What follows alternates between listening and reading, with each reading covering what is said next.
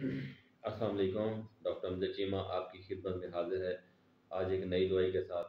और आज जिस दवाई की हम स्टडी करना जा रहे हैं उसका नाम है एलुमिना। एलुमिना हमारे कॉलेजेस के सेकंड ईयर के सिलेबस में शामिल है। तो सेकंड ईयर के तालिब इल्म जो है वो सिलेबस के मुताबिक इस मेडिसिन को स्टडी करें, और जो मैं आपको बता रहा हूँ इसको अच्छी तरह सुन लें, सुनकर अपने जहन में रखें और एक दफ़ा किसी भी किताब से स्टडी कर लें ताकि आपको इसकी अच्छी तरह इल्म हो जाए, मेडिसिन समझ आ जाए। तो एलुमिना की हम आज स्टडी करेंगे। तो एलुमिना को सबसे पहले हम माइंड से शुरू करेंगे। तो नाज़रीन, जिस तरह मैंने आपको बताया कि एलुमिना जो है, जो हमारे सेकंड ईयर के सिलेबस की दवाई है, हमारे मेडिकल कॉलेजेस में पढ़ाई जाती है। बहुत अहमियत की हामिल ये दवाई है। क्लिनिक पे बहुत अच्छे तरीके से ये इस्तेमाल होती है और बहुत ज़्यादा इस्तेमाल होने वाली दवाई है। ख़ासतौर पर इसका नाजायज़ इस्तेमाल भी होता है, जैसे कि मिट्टी खाने और ये चूना वगैरह खाने और ये इस तरह की अनडाइजेस्ट जो चीज़ें हैं उनको खाने वाले बच्चे जो है ना, इसके दायरे कार में आते हैं।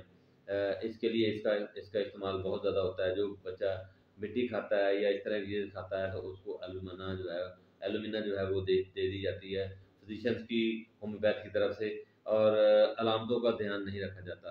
और यकीन कीजिए कि जब तक आप अलामतों का ध्यान नहीं रखेंगे, आप इस दवाई से फ़ायदा हासिल नहीं कर सकेंगे। ख़ास तौर पर ऐसे बच्चों का जो मिट्टी खाते हैं और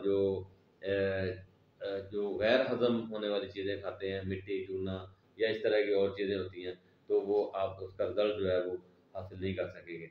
तो आज हम इसके बारे में ज़हनी अलामतों के साथ शुरू करते हैं। कन्फ्यूज़्ड होता है इसका पेशेंट कन्फ्यूज़्ड होता है। और वो कन्फ्यूज़ इस तरह होता है कि उसकी उसका ज़हन हाज़िर नहीं होता। वो किसी को पहचानना उसके लिए बाज़ मुश्किल हो जाता है। बाज़ अपने आप को पहचानना जो है वो उसके लिए मुश्किल हो जाता है। स्लगिश होता है, थका-माँदा होता है। और इसके साथ-साथ इसका ज़हन इतना कन्फ्यूज़ होता है, इसको टाइम भी जो है, वक़्त भी जो है, वो स्लोली गुज़रता हुआ महसूस होता है। 1 घंटा, 1 दिन जो है वो 1 घंटे के बराबर महसूस होता है।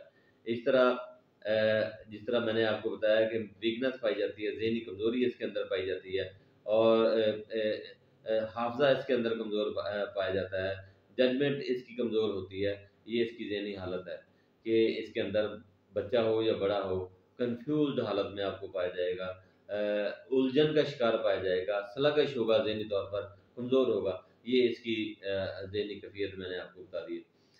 इसके बाद ये आम तौर पर 2-3 बातों के लिए मशहूर दवाई है। 2-3 बातों के लिए जो है ना वो मशहूर। एक तो मैंने आपको बता दिया कि बच्चे मिट्टी खाते हैं, चॉक खाते हैं या कोई और चीज़ खाते हैं, चूना वगैरह खाते हैं, दीवारों से सीमेंट उतार-उतार के खाते हैं। ऐसी चीज़ें, कागज़ खाते हैं बच्चे। तो ऐसी चीज़ें जो गैर हज़म होने वाली हैं, यानी हज़म नहीं होती बच्चों को, अनडाइजेस्टेड थिंग्स हैं, वो बच्चे खाते हैं। तो इसके लिए ये हमारी बहुत ज़बरदस्त दवाई है और हम इसको इस्तेमाल भी करते हैं। और ये मरीज़ इससे ठीक भी होते हैं। मैंने आपको बता दिया कि ये जो अलामतें ऊपर मैंने बताई हैं आपको, यानी ज़हनी कैफ़ियत की, कन्फ्यूज़्ड पेशेंट होता है, उलझन का शिकार होता है,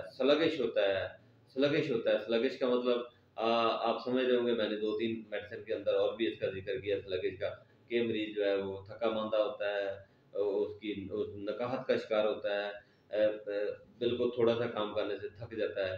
यही वजह है कि एलुमिना के मरीज़ के अंदर जब वो स्टडी करता है बच्चा या पढ़ता है या इस तरह का ज़हनी काम करता है, तो वो बहुत जल्दी जो है वो थक जाता है।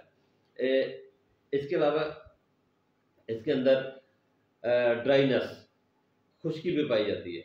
ड्राइनेस पाई जाती है, खुश्की पाई जाती है और इसको क्रोनिक ब्रायुनिया भी कहते हैं। इस दवाई को, यानी एलुमिना को क्रोनिक ब्रायुनिया भी कहते हैं। और ब्रायुनिया के बाद ये दवाई बेहतर काम करती है और मरीज़ के लिए फ़ायदेमंद साबित होती है। और खुश्की, फिर जिस तरह मैंने आपको ब्रायुनिया में बताया था कि खुश्की माउथ टू इनस, यानी माउथ से लेकर इनस तक, मकत तक इसकी खुश्की जो है वो जारी रहती होती है। इसकी वजह से कब्ज़ का शिकार हो जाता है मरीज़। अब ये दवाई कब्ज़ के लिए भी बहुत मशहूर है। ऐसी ज़िद्दी कब्ज़, ऐसे जो जिसकी वजह से कई-कई दिन जो है वो मरीज़ को खाना नहीं आता। ये दवाई ऐसे मकासद के लिए इस्तेमाल होती है। दूसरी बात इसकी मैं आपको बताता जाऊँ कि कब्ज़ रेक्टम की वजह से भी होती है। इसकी रेक्टम जो है वो इस काबिल नहीं रहती कि इसके स्टूल जो है वो बाहर खारिज किया जाए। इसकी वजह से इसके अंदर कई-कई दिन जो है वो कब्ज़ की सूरत-हाल रहती है, मरीज़ को कोई हाजत वग़ैरह नहीं होती। अ, मकद का जो एरिया है या मकद की जो आंत आंत का आखिरी हिस्सा मकद है, इसकी इस ये मुकम्मल तौर पर मफलूज हो जाती है, फ़ालिज हो जाता है इसको और फ़ालिज के साथ-साथ मरीज़ जो है वो खाना बाहर निकालने के काबिल नहीं रहता। इसके अलावा इसकी एक बात और बहुत मशहूर है इसके बारे में वो है ख़वातीन से मुतल्लिक़ा ख़वातीन को लकोरी की शिकायत होती है और इसका इस मकासद के लिए भी बहुत ज़्यादा नाजायज़ इस्तेमाल किया गया है। यानी जैसे थोड़ा-सा भी लकोरिये की बात आई तो एलुमिना का इस्तेमाल जो है वो लोग बहुत करते हैं। लेकिन इसमें आपको बताता जाऊँ कि लकोरिया एक ख़ास समत में होता है, एक ख़ास मिकदार में होता है, उसकी एक ख़ास नय्यत होती है, उसके उसके बगैर ये दवाई नहीं देनी चाहिए। लकोरिया बहुत ज़्यादा मिकदार में होता है, तेज़ाबी होता है और इतना ज़्यादा मिकदार में होता है कि ये एड़ियों तक बह जाता है। ये इसकी अलामत है, ये एड़ियों तक बह जाता है।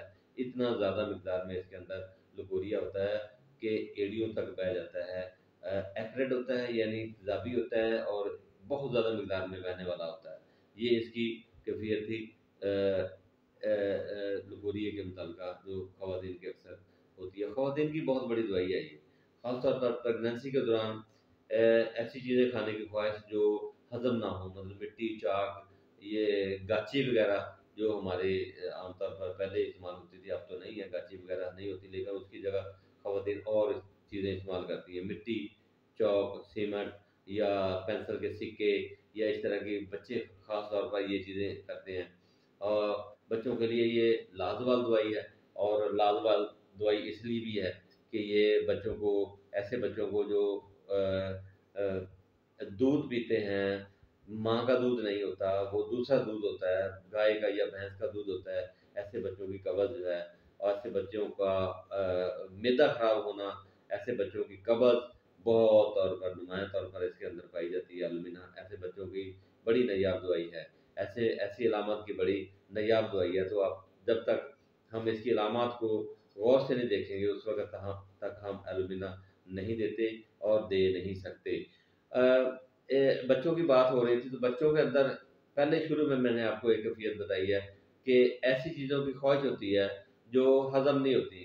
क्रेविंग फॉर इनडाइजेशन इनडाइस हज़म ना होने वाली चीज़ें, हाज़मा ख़राब करने वाली चीज़ें, जो उसकी क्रेविंग्स होती है इसके अंदर और इसके अलावा पोटैटोज़ डिसएग्रीज़ यानी इसको आलू जो है वो शूट नहीं करते। आलू इसके लिए नुकसानदेह होते हैं ऐसे बच्चों के लिए जो चिप्स ज़्यादा खाते हैं या जो चिप्स आलू से बनी हुई चीज़ें खाते हैं, वो इन ऐसे बच्चों को हज़म नहीं होती। तो इसकी मैंने आपको कमी-बेशी बतानी है, मोडालिटीज़ कोल्ड एयर ठंडी हवा जो है इसके लिए मुनासिब नहीं होती, इसके लिए नुकसान देती है। ड्यूरिंग समर गर्मियों में भी इसकी अलामतें आती हैं, विंटर विंटर और समर ये दोनों मौसमों की दवाई है। इसके अलावा मुकर्रर वक़्त पे आने वाली तकलीफ़ें हर एवरी डे यानी हर एक दिन के बाद aggravation, new and full moon ये चाँद से इसका दवाई का ताल्लुक भी है, चाँद से भी इसका ताल्लुक है। ये अब जब फुल मून होता है, न्यू मून और फुल मून यानी नया और पूरा चाँद इसके अंदर इसकी तकलीफ़ें बढ़ती हैं। आफ्टर मेंसेस ख़वातीन के अंदर अक्सर ख़ास तौर पर ख़वातीन के अंदर इसकी मेंसेस की तकलीफ़ें जो है वो बढ़ जाती हैं। अब इसकी कमी है समर में, समर के अंदर यानी गर्मियों के अंदर इसकी तकलीफ़ें कम होती हैं। ओपन एयर, खुली हवा, वार्मथ सेक देना सेक देने से भी इसकी तकलीफ़ें कम होती हैं। ईटिंग ख़ास तौर पर खाने के दौरान, जिस तरह मुख्तलिफ़ हमारी दवाइयाँ हैं जिसको खाने से कमी होती है, सुरानम है, इस तरह फास्फोरस वगैरह और भी दवाइयाँ हैं, जिसको खाने से कमी होती है, ये एलुमिना उन दवाओं की फ़हरिस्त में शामिल है। इसके अलावा वार्म ड्रिंक, गर्म खाना, जिस तरह राइकोबोडियम में गर्म खाना, गर्म पीना, अल्टरनेट डेज, एक दिन के बाद दूसरे यानी बदल कर इसकी तकलीफ़ें कम होती हैं। वेट वेदर, गीले मौसम में, नमी वाले मौसम में भी इसकी तकलीफ़ें जो है वो कम होती हैं। इवनिंग, शाम को इसकी तकलीफ़ें बेहतर हो जाती हैं। ये इसकी कमी पेशी है। याद रखें, किसी भी दवाई जो है वो उसकी कमी पेशी मोडालिटीज़ उस दवाई में अहम किरदार अदा करती हैं। उसकी सिलेक्शन में भी, उसको याद करने में भी, और उसको ज़हन में रखने के लिए कमी पेशी जो है, मोडालिटीज़ जो हैं वो हर सूरत में आप ज़हन में रखें और हर सूरत में इसको स्टडी करें, पढ़ें। मैंने पहले भी आपको बताया कि मेडिसिन को 3 तरीके से आप स्टडी करें, ज़हन में रखें। 3 अलामतों को ज़हन में रखें, एक माइंड, दूसरा जनरल यानी जिसमें पूरी बॉडी इस्तेमाल होती है, और तीसरा पार्टिकुलर यानी कोई भी पार्ट जो है वो पार्ट से मुतल्लिक़ अलामत जो है वो पर्टिकुलर सिम्पटम्स कहलाती है। ज़हनी अलामतों में हाफ़ज़ा कमज़ोर, याददाश्त, डरना, ख्वाहिशात, कंपनी से मुतल्लिक़ ख्वाहिशात, ये कैफ़ियतें आती हैं। जिसमें मरीज़ आई का इस्तेमाल करता है, मुझे, मैं, वो जनरल अलामत होती है, वो भी बहुत अहमियत की हामिल होती है। इस तरह पर्टिकुलर जो पार्ट से मुतल्लिक़ अलामत होती हैं, वो भी अहम तो होती हैं, लेकिन वो तीसरे दर्जे की अलामतें होती हैं, उसको तीसरे दर्जे के तौर पर देखा जाता है। क्योंकि आम तौर पर जो पर्टिकुलर सिम्पटम होती हैं, ये कॉमन अलामत होती हैं। हमने अनकॉमन की तरफ जाना है। मैंने आपको पहले बताया था कॉमन और अनकॉमन, जब तक आपको इन दोनों अलामतों के अंदर फ़र्क की वज़ाहत नहीं आएगी, तो आप जो है किसी मेडिसिन पे अबूर हासिल नहीं कर सकते। कॉमन वो अलामत होती है जो आम होती है, अनकॉमन जो होती है वो जो ख़ास अलामत होती है, जो किसी और दवाई में शामिल नहीं होती, इसको हम अनकॉमन कहेंगे। तो ये तो आज की दवाई थी एलोमिना, जिसको जिसको हमने स्टडी किया। मेरे चैनल को आप सब्सक्राइब कर लें। अगर आपको किसी किस्म की कोताही नज़र आती है, इसमें कोई गलती नज़र आती है, तो ज़रूर कमेंट्स करें ताकि मैं इस गलती को दूर कर सकूँ। नई दवाई के साथ इंशाल्लाह कल फिर हाज़िर होंगे। अल्लाह हाफ़िज़।